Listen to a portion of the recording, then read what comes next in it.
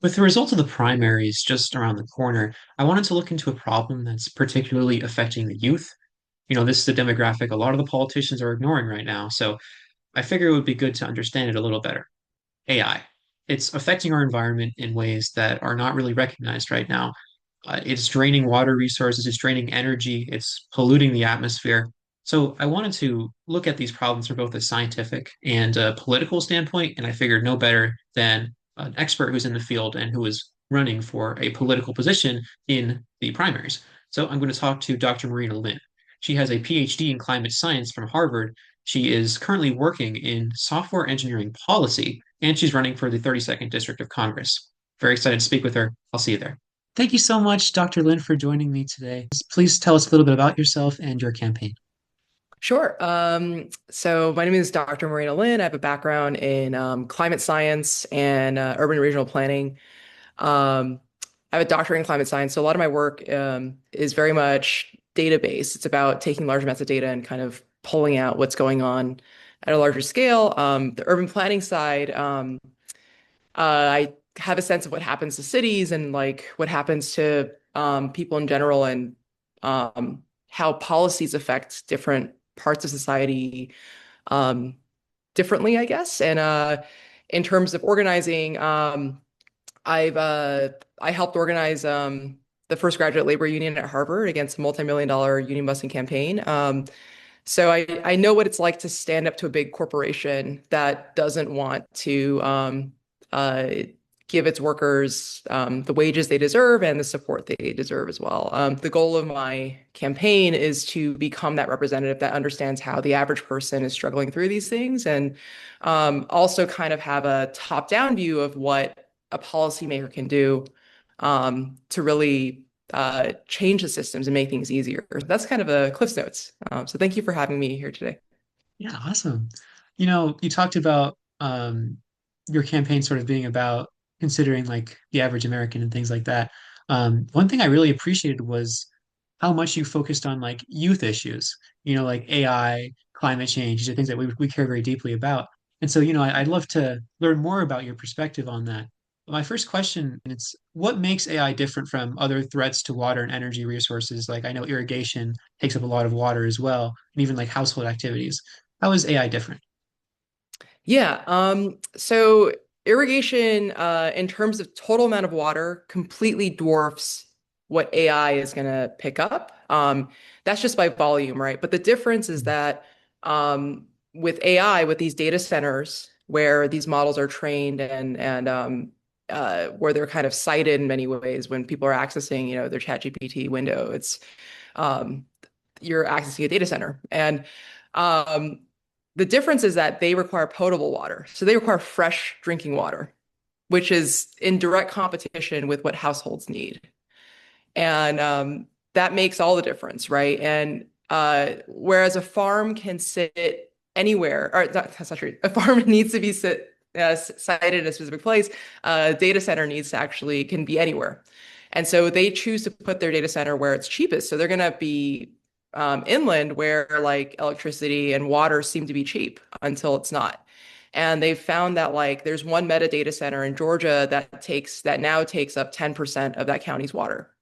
And that water doesn't just, get used a bit and then dump back into the system. 80% of it's evaporated to cool the data center.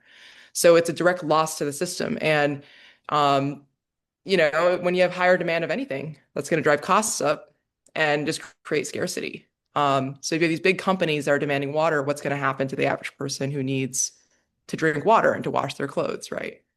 So I think Right. that's the question, and that's true of that's going to be true of like electricity as well. But your question was about water, so Yeah. yeah. No, and moving into electricity even, I'd love to know like what it means for the average consumer in terms of their costs, in terms of their average day to day, like what losing electricity looks like for them when all these AI data centers are seeping it up.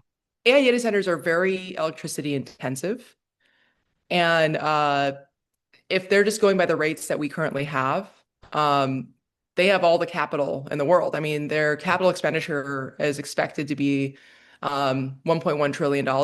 And you can think of that in terms of um, decades that we're going to be paying that off in terms of our rates going up.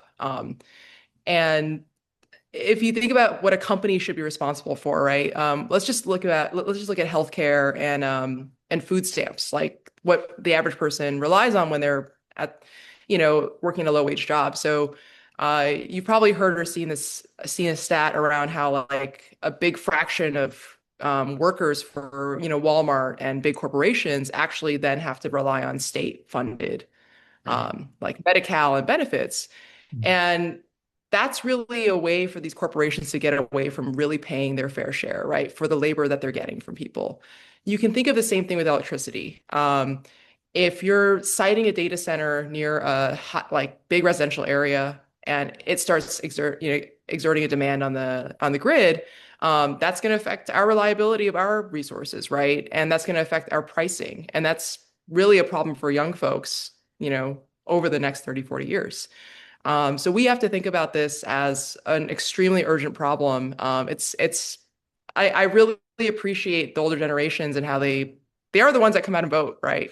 But this is even more reason for young folks to come out and be like, hey, this is really upsetting that no one else is talking about this. This is why we need a younger Congress that also understands the tech and kind of the bigger picture water resource and electricity resource issues behind it. Sure. I like you going into also the future aspect of this, talking about the newer generations. I think one thing that I thought might be a factor to consider in that is also the effects of climate change on water availability.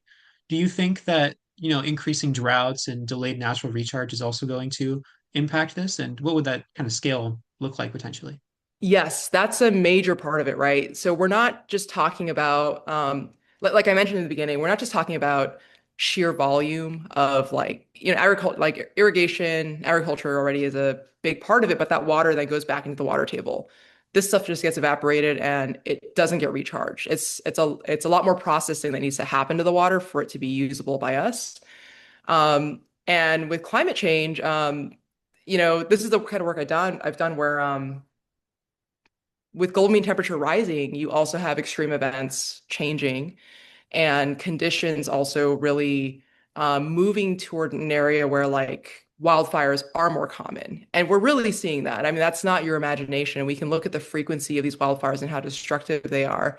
Um, and that's going to be true for our water supplies and recharge. Exactly what you describe is the problem, right? Because there is a cycle, right? It does rain. It's the rain's not stopping. Um, but if you're removing the availability of that, the existing storage, one big tool that we can use that has been used in Los Angeles pretty successfully is companies should be made to disclose like what the footprint is going to be.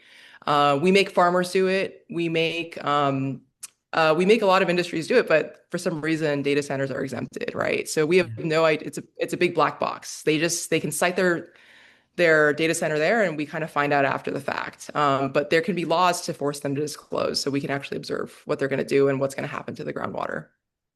Interesting. Yeah. Sort of going into those solutions. Yeah, transparency sounds like a really great idea. Um, what other policies are sort of on your mind in terms of keeping corporations accountable in terms of their AI usage? I want to send everyone to my actual platform page because I think there's a lot Yes. more detail there and a lot of existing work that's been done.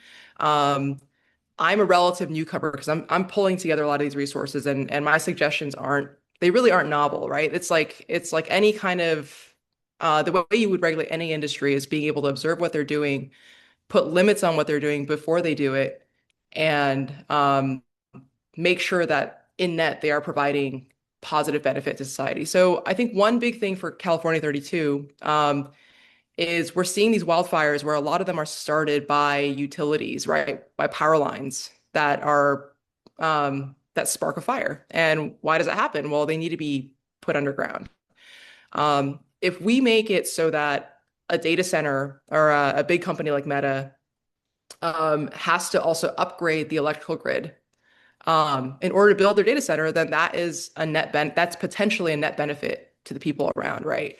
If we just let them build it and say, hey, like, we get that you don't have the adequate energy generation at this point, and they go ahead and put in diesel generators. That's a big problem, right? That's like a problem for local pollution and climate change. So there are requirements we can put into place for them to tell us like how they're going to build it out and what value they're going to add to the community such that they don't cause a net um, cost both to the climate and to ratepayers. One aspect of this debate that I'd love to hear your perspective on is people who say, "Oh, we need AI to keep America moving forward in terms of our economic and our scientific progress." How would you say that we can create a balance between, keeping our environment safe, keeping the average American protected, while also, maintaining that progress?